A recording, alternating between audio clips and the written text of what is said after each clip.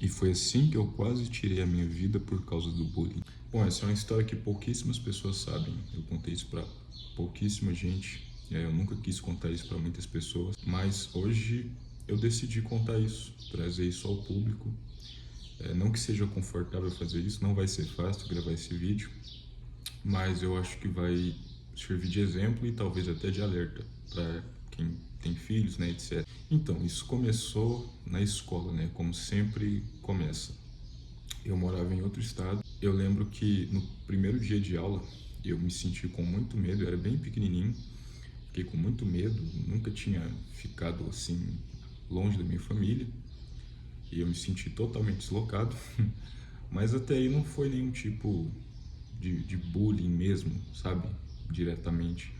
Mas eu me senti muito deslocado, os garotos mais velhos fez muita brincadeira chata, enfim.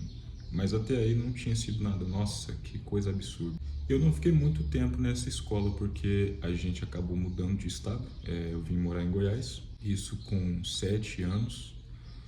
E quando eu vim morar em Goiás, a gente foi morar em um povoado bem pequeno, tipo assim, 300 pessoas só.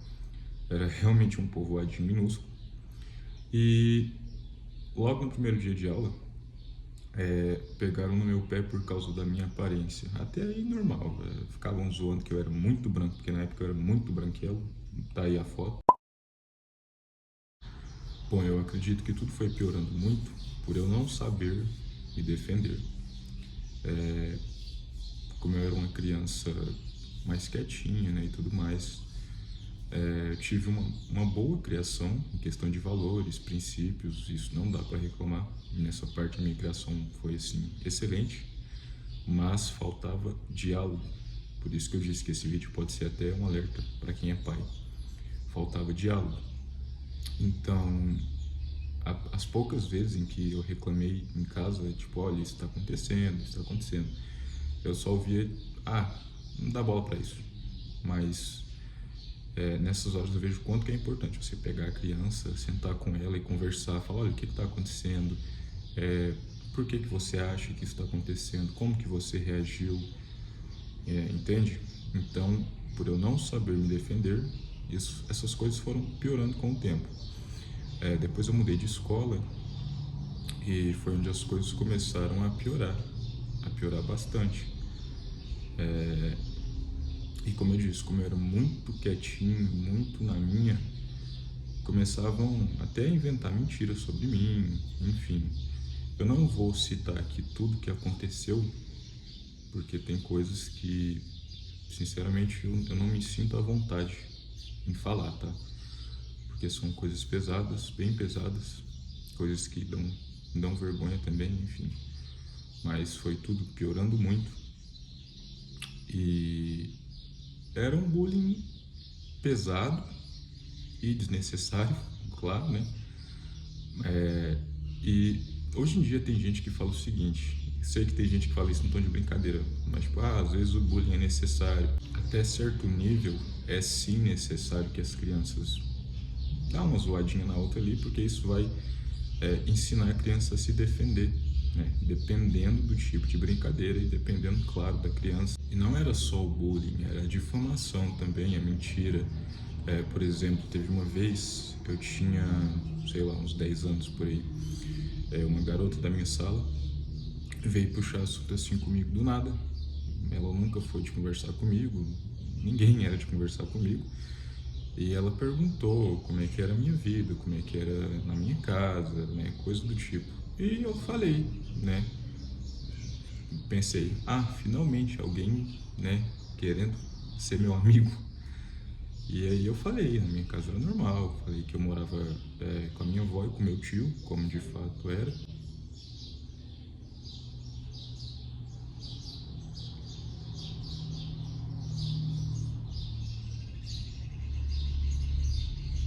E até aí nada demais, só isso. Mas aconteceu que no outro dia a minha avó estava estranha comigo, o meu tio também, eu fiquei sem entender. A minha avó sempre deixava tudo organizadinho para ir para a escola, né, coisa de vó. Nesse dia ela não deixou, parece, pelo que eu me lembro. Eu perguntei o que estava acontecendo e ela falou, não fale comigo. falei, o que que aconteceu? E ela veio me falar que essa garota tinha falado para ela que eu disse que eu morava num ninho de cobras, que minha família era péssima, que eu odiava eles, sabe?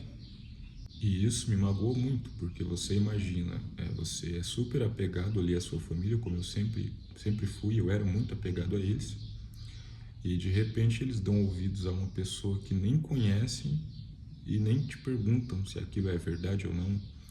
E isso foi muita falta de maturidade na minha visão. E foi uns 3 dias assim, eu passei 3 dias sozinho, chorando, porque eu não tinha dito nada daquilo era verdade. E por causa de uma mentira, eu sofri. E eu tinha tanta dificuldade em me defender ou sei lá, que eu não falei com a garota nesses 3 dias. Eu não fui até ela e perguntei por que você fez isso. Mas depois de 3 dias, o meu tio, eu não lembro onde que a gente teve que ir, mas a gente teve que ir em algum lugar. E nesse trajeto a gente passou em frente à casa dessa garota e ela estava do lado de fora com o pai dela. E eu falei, olha ela ali, por que você não pergunta para ela por que ela disse isso? Aí meu tio parou lá, perguntou tal. Aí a garota desconversou, falou que não, que tinha entendido errado, sendo que ela inventou um monte de coisa que eu não falei. E aí tudo voltou ao normal. E assim, isso é leve comparado às outras coisas que já aconteceram. E eu fui acumulando isso e eu vejo o quanto que isso me mudou, porque quando eu era criança, antes disso me afetar tanto, antes disso me mudar, de machucar o suficiente para mudar algo em mim, eu era uma criança super alto astral, era aquela criança bem animadinha. E com o tempo, por causa dessas feridas, eu fui me tornando o que eu sou hoje, uma pessoa mais fechada, uma pessoa que não confia em ninguém. Isso é bom, mas no meu caso foi por um motivo ruim. E até hoje, quem me conhece pessoalmente sabe o quanto que eu sou fechado. Eu não consigo gostar de brincadeira, nada do tipo. Eu fiquei uma pessoa, não diria que eu fiquei amargurado, mas eu fiquei, sabe, bem na minha. Como eu disse, tem muita coisa aqui que eu não quis citar. Não citei quase nada, na verdade, porque tudo foi muito pesado e eu ainda não me sinto à vontade em falar sobre isso. Mas chegou a um ponto em que, de tanta mágoa, e eu não sabia lidar com isso, porque não tive tratamento com psicólogo, nada do tipo. Foi só eu me virando na marra com a minha cabeça. E como não tinha diálogo em casa, e quando tinha, era só o que eu disse, né? Tipo, não dá bola pra isso. Chegou um tempo em que eu desenvolvi, eu não sei se foi síndrome do pânico, tá? Mas eu simplesmente não conseguia sair de casa, eu não conseguia. Eu fiquei literalmente, mais de um ano, acho que foi 1 ou 2 anos, acho que foi 2, sem sair na calçada. Eu perdi 2 anos na escola porque eu realmente não saía nem para comprar pão na esquina. Porque quando eu abria a porta, eu não precisava nem pisar na calçada, só de eu abrir a porta eu tremia, eu desmaiava, eu vomitava de tanto medo que eu sentia das pessoas. E a minha família, como não sabia lidar com isso, achava que era preguiça de ir para a escola, enfim.